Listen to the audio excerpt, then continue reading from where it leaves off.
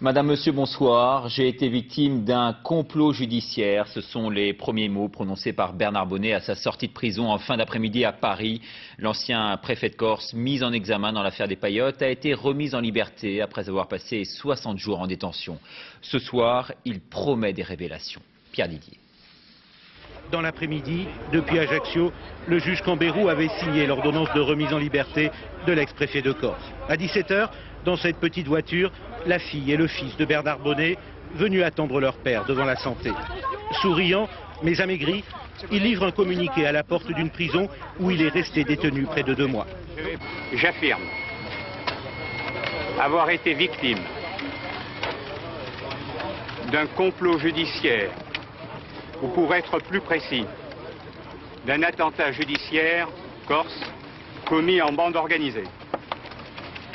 Les auteurs de cet attentat ont volé 2 mois de ma vie.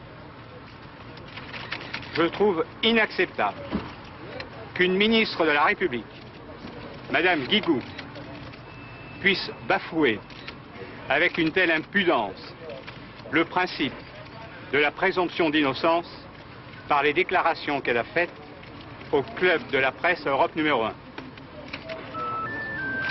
Je considère que de telles déclarations sont une défaillance. À l'époque, la garde des Sceaux s'était étonnée que l'on s'insurge contre la mise en détention provisoire de Bernard Bonnet quand des jeunes sont également placés en préventif pour des faits moins graves.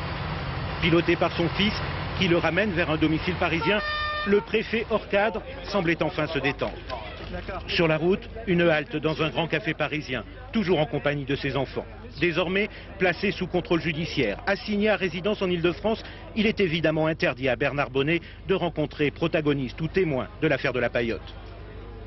Je me garderai le silence pendant quelques jours et je m'exprimerai à nouveau dans quelques jours. Des mots lourds de sens.